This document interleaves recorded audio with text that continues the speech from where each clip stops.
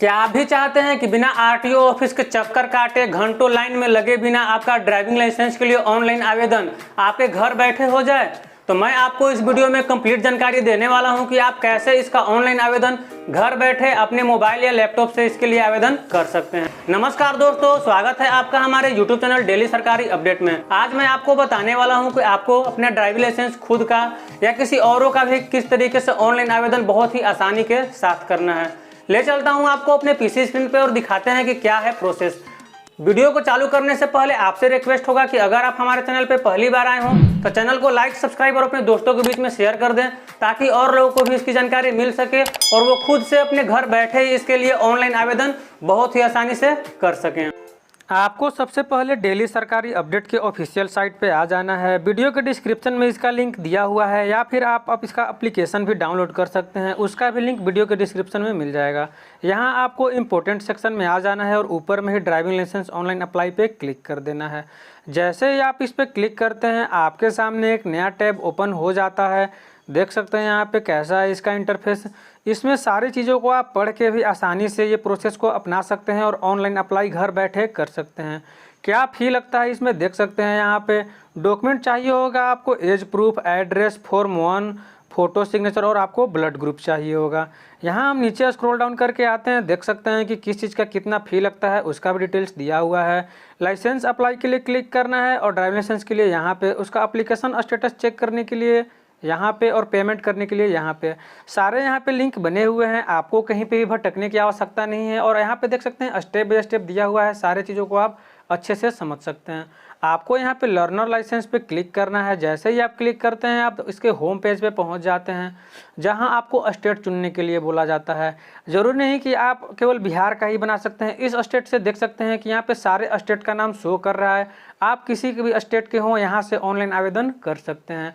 तो आपको यहाँ पे बिहार सेलेक्ट करने के बाद लर्नर लाइसेंस पे क्लिक करना है। जैसे ही आप क्लिक करते हैं आपके सामने इंटरफेस ओपन हो जाता है।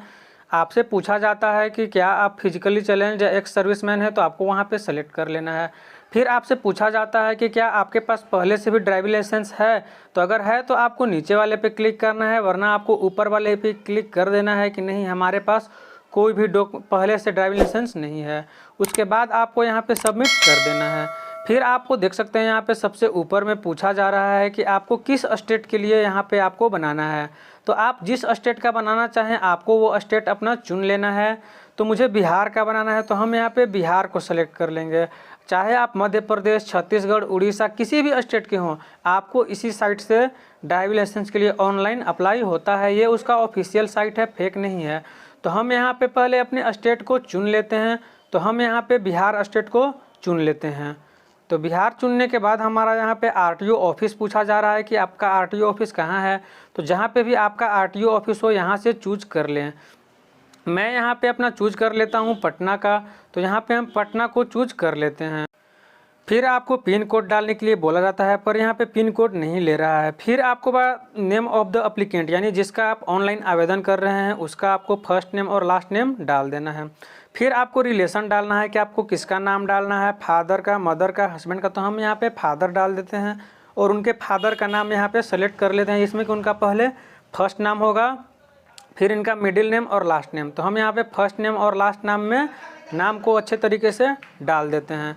फिर आपसे जेंडर पूछा जाता है कि मेल है फीमेल है, तो हम यहाँ पे मेल का बना रहे हैं तो यहाँ पे मेल सेलेक्ट कर लेना है। फिर उसके बाद आपको प्लेस ऑफ बर्थ पूछा जा रहा है, तो यहाँ पे प्लेस ऑफ बर्थ को डाल देना है। फिर आपको बोला जा रहा है कंट्री ऑफ बर्थ, यहाँ पे डेट ऑफ बर्थ को भी डालना है ऊपर में। तो पहले हम यहाँ पे डेट ऑफ बर्थ को सेलेक्ट कर लेते हैं। तो डेट ऑफ बर्थ को भी सेलेक्ट करने के बाद हमसे देख सकते हैं यहाँ पे हमसे पूछा जा रहा है कि आपकी क्वालिफ़िकेशन क्या है। तो आप अपने हिसाब से अपना क्वालिफ़िकेशन डाल दीजिएगा। फिर आपसे पूछा जा रहा है कि आपका ब्लड ग्रुप क्या है, तो आप पहले अपना ब्लड ग्रुप जांच करा लीजिएगा। फिर आपको यहाँ पे ब्लड ग्रुप डाल देना है। यहाँ पे आपको फ़ोन नंबर और ईमेल आईडी को डालना है। तो अगर आपके पास है तो डाल सकते हैं, वरना छोड़ सकते हैं क्योंकि स्टार मार्क नहीं है। फिर आपको यहाँ पे अपना मोबाइल नंबर डाल देना है। आपको यहाँ पे इमरजेंसी मोबाइल नंबर पूछा जा रहा है तो आपको वो भी डालने की आवश्यकता नहीं है। फिर आपसे यहाँ पे आइडेंटिफिकेशन मार्क्स पूछा जा रहा है, यानी कि आपके शरीर पे किसी प्रकार का चिन्हासी है तो आपको इस पर डाल देना है। तो मैं यहाँ पे एक चिन्हासी डाल दे रहा हूँ, जैसे एमोल ऑन हैंड यानी कि हाथ पे निशान। सेकेंड नंबर में यानी कि आपको 2 यहाँ पे डालने हैं। उसके बाद आपसे एक परमानेंट एड्रेस और पूछा जा रहा है, तो हम यहाँ पे प्रेजेंट एड्रेस और परमानेंट एड्रेस डाल देते हैं। अगर आपका सेम ही है तो सेम डाल सकते हैं, केवल आपको टिक मार्क करना है। तो हम यहाँ से बारी बारी से अपने हिसाब से आपको यहाँ पे डाल देना है। तो पहले आपको स्टेट डालना है, फिर डिस्ट्रिक्ट, फिर सिटी ब्लॉक, फिर आपको अपना विलेज या टाउन, फिर आपको हाउस नंबर और स्ट्रीट लोकेशन और आपको एक लैंडमार्क डाल देना है। फिर उसके बाद आपको यहाँ पे आपको पिन कोड डाल देना है।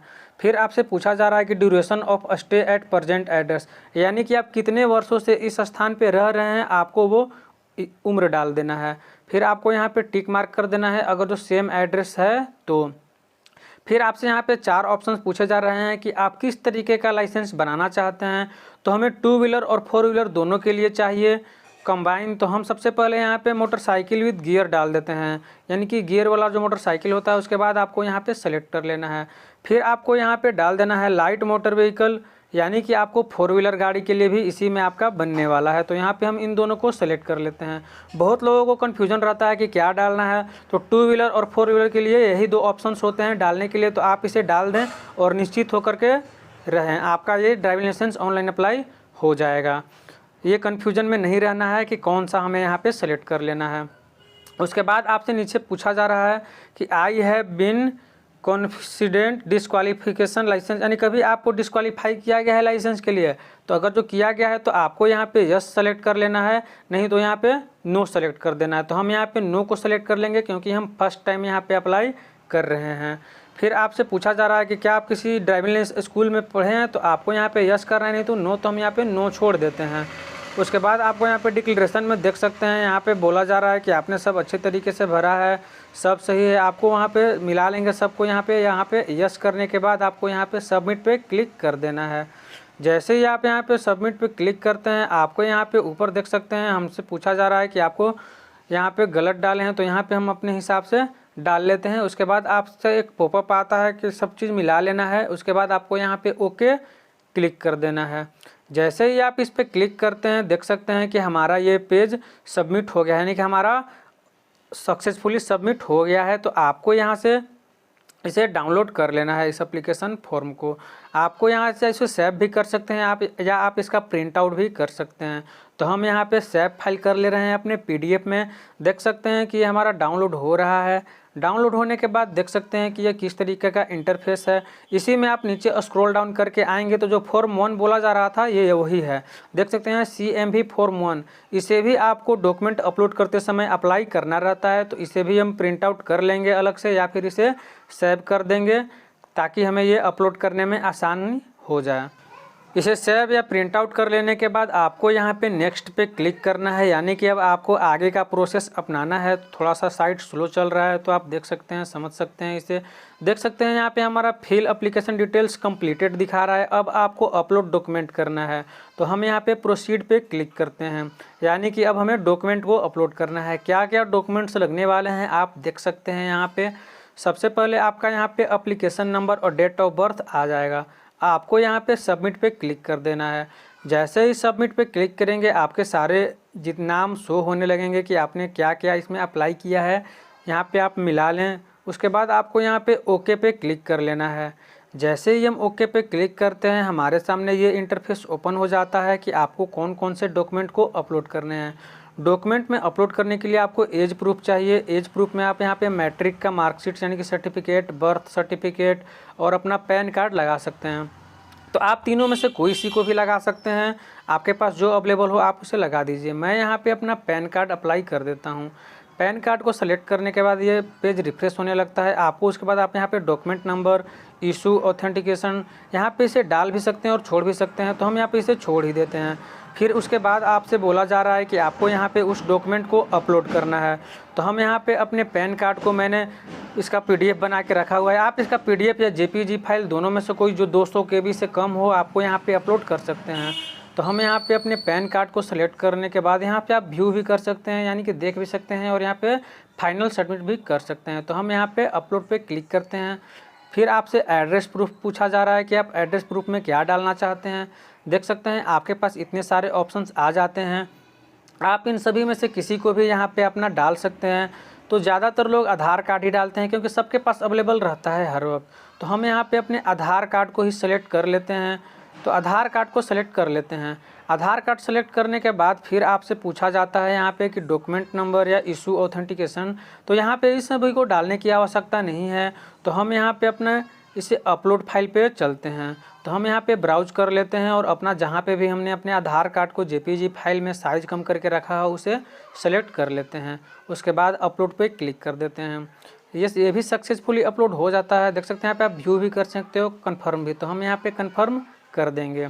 कन्फर्म करने के बाद देख सकते हैं यहाँ पे हमारा यहाँ पे फिर फॉर्म 1 बोला जा रहा है, यानी कि जिसे हमने PDF में सेव किया था या प्रिंट आउट किया था उसे अब अपलोड करना है। तो यहाँ पे जहाँ पे भी हमने उसे रखा है उसे भी सेलेक्ट कर लेना है। आपको इसका भी साइज़ 200 KB से कम रखना है। यहाँ पे आपको अपलोड पे क्लिक कर देना है। अपलोड पे क्लिक करने के साथ ही ये सक्सेसफुली अपलोड हो गया है। आपको यहाँ पे कन्फर्म पे क्लिक करना है। देख सकते हैं यहाँ पे हमारा शो करने लगा कि all document are upload successfully. उसके बाद आपको यहाँ पे क्या करना है कि नेक्स्ट पे क्लिक कर देना है। तो हम यहाँ पे नेक्स्ट पे क्लिक कर देते हैं। फिर यहाँ पे देख सकते हैं कि अब हमारा यहाँ पे अपलोड फ़ोटो और सिग्नेचर आ गया, यानी कि अब हमें फ़ोटो और सिग्नेचर को अपलोड करना है। देख सकते हैं यहाँ पे ऐसा इंटरफेस ओपन हो रहा है।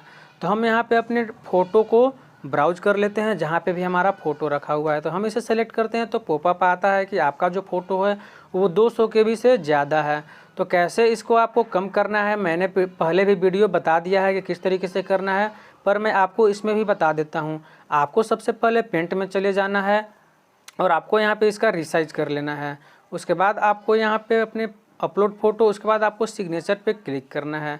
इसे सेलेक्ट करने के बाद आपको यहाँ पे अपलोड पे क्लिक करना है। देख सकते हैं आपका यहाँ पे फ़ोटो और सिग्नेचर शो करने लगा। उसके बाद आपको यहाँ पे सेव फ़ोटो और सिग्नेचर पे क्लिक कर देना है।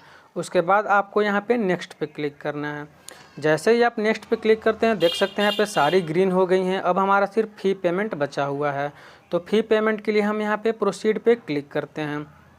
जैसे ही इस पे प्रोसीड पे क्लिक करते हैं हमारे सामने ये टैब ओपन होने लगता है कि आप किस तरीके से इसे अपलोड करना चाहते हैं, और यहाँ पे पूरी डिटेल्स आ गई है कि आपका कितना फ़ी लगने वाला है।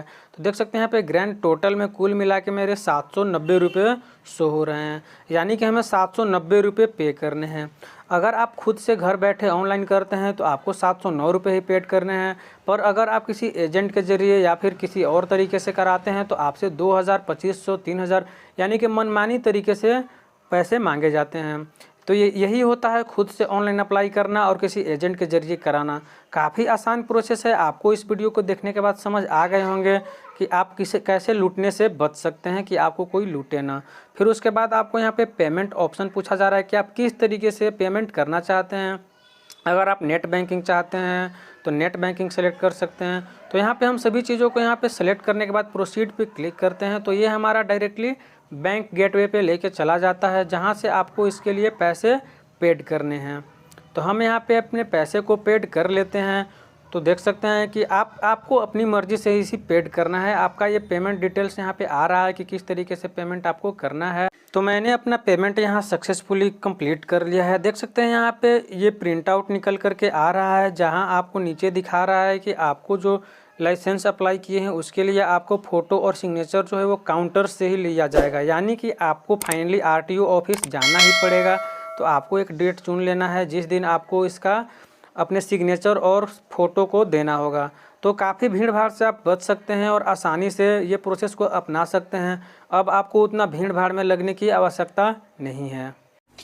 तो उम्मीद करता हूं कि आपने अच्छी जानकारी सीखी होगी इस वीडियो के माध्यम से। तो अगर आप हमारे चैनल पे पहली बार आए हो तो चैनल को लाइक और सब्सक्राइब कर दें और अपने दोस्तों के बीच शेयर भी कर दें, क्योंकि हर तरीके के लेटेस्ट नोटिफिकेशन मैं आपको देता रहता हूं, चाहे वो कोई सरकारी योजनाएं हो या लेटेस्ट जॉब्स हो या कोई रिजल्ट आए हों। तो आपको हमारे चैनल के साथ बने रहना है और नए अपडेट्स पाने के लिए आपको इस चैनल को लाइक और सब्सक्राइब कर देना है।